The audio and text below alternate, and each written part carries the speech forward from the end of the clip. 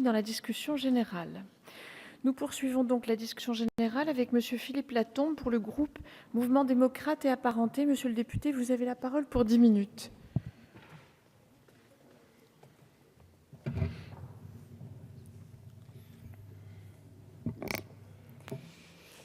Madame la Présidente, Madame la Garde des Sceaux, Madame et Monsieur les rapporteurs, mes chers collègues.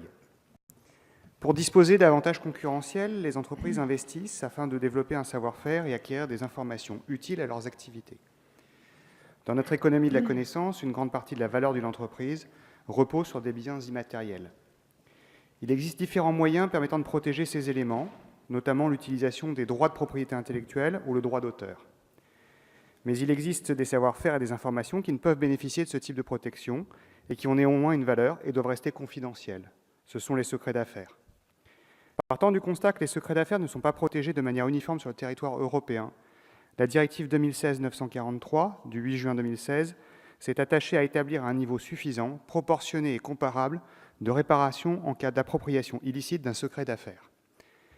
Elle vise également à harmoniser la définition du secret des affaires, ainsi que les cas dans lesquels la protection du secret des affaires ne peut être opposée, afin notamment de garantir la liberté d'expression, en particulier la liberté de la presse.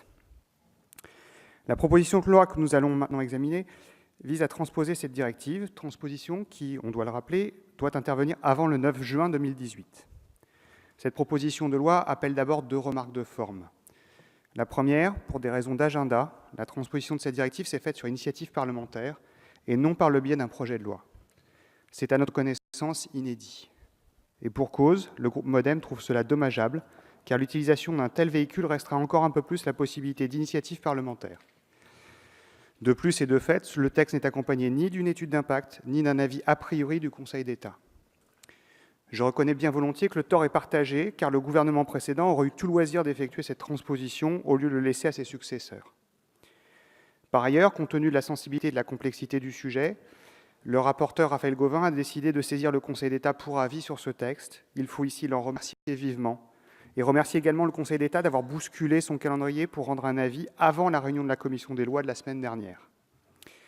Sur le fond maintenant, cette proposition de loi reprend la définition du secret des affaires prévue par la directive. Est secrète l'information qui, et je cite, « n'est pas généralement connue ou aisément accessible à une personne agissant dans un secteur traitant habituellement de cette catégorie d'informations, dont la valeur commerciale effective ou potentielle, ça a suscité des discussions, est due à son caractère secret et qui a fait l'objet de la part de son détenteur légitime des mesures de protection raisonnables. » Cette définition nous semble conforme à l'esprit de la directive. Nous souhaiterions toutefois qu'il soit apporté une précision, j'y reviendrai. La proposition de loi définit également les détenteurs licites du secret des affaires, les modes illicites d'obtention, d'utilisation ou de divulgation d'un secret des affaires, ainsi que les dérogations à la protection du secret d'affaires. À ce titre, il nous semble que les dérogations prévues par le texte que nous examinons aujourd'hui correspondent à celles listées dans la directive. Nous tenons ici à rassurer, et je pense qu'il faut le faire, plusieurs de nos concitoyens inquiets. Le secret des affaires n'est pas opposable aux journalistes, aux lanceurs d'alerte ou aux salariés dans l'exercice de leur droit à l'information et à la consultation. La proposition de loi prévoit par ailleurs des mesures qui peuvent être ordonnées par le juge pour prévenir, faire cesser ou réparer une atteinte au secret des affaires. Les juridictions civiles pourront prescrire, y compris sous astreinte, toute mesure proportionnée de nature à empêcher ou à faire cesser une atteinte au secret des affaires. Elles pourront également ordonner que les produits résultant de l'atteinte au secret soient rappelés, modifiés, détruits, voire confisqués au profit de la partie lésée. Nous pensons que le choix de ne prévoir qu'un engagement de la responsabilité civile et non pénale de l'auteur d'une atteinte au secret des affaires est le bon. Enfin, la proposition de loi permet aux juridictions de mettre en œuvre des mesures de protection en cours d'instance pour protéger le secret d'affaires, telles que des audiences à huis clos, un accès restreint aux documents ou une obligation de motivation aménagée. Le Conseil d'État a considéré que, dans l'ensemble, cette proposition de loi ne contenait pas de surtransposition, regrettant même que le législateur n'ait pas fait davantage usage des marges de manœuvre offertes par la directive.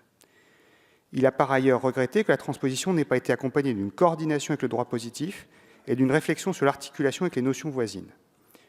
Nous tenons à ce titre à remercier le rapporteur d'avoir inséré dans le texte des adaptations au Code de justice administrative Et nous avons noté que certains des amendements qu'il présentera aujourd'hui permettront de répondre aux préconisations du Conseil d'État concernant la mise en cohérence des notions au sein du droit français. Les travaux en commission, je l'ai déjà dit, ont été fructueux et ouverts. Certains de nos amendements issus de l'avis du Conseil d'État ont été repris par le rapporteur et adoptés. Il reste, à notre sens, 2 points de discussion à avoir dans cet hémicycle ce soir. D'abord, l'inscription de la mention confidentielle sur les documents en entreprise pour mieux spécifier ce qui relève explicitement du secret ou pas, à l'instar de ce qui se pratique avec les IRP et les documents intégrés dans la base de données sociale. Enfin, la double définition sur les lanceurs d'alerte entre la directive et la loi Sapin 2. Pour clarifier l'articulation entre les 2 définitions et supprimer le vocable « y compris », nous proposerons un amendement de compromis que nous souhaiterions vivement voir adopter ce soir. Le groupe MoDem est apparenté. Regrettant toutefois encore une fois les modalités du dépôt de cette proposition de loi est favorable à ce texte, en ce qu'il permettra de combler des lacunes dans la législation française et d'harmoniser au niveau européen dans une démarche favorable à la compétitivité des entreprises. Cette harmonisation européenne est indispensable et nous félicitons de pouvoir en être partie prenante. Nous voterons donc avec enthousiasme cette proposition de loi. Je vous remercie. Merci, monsieur le député.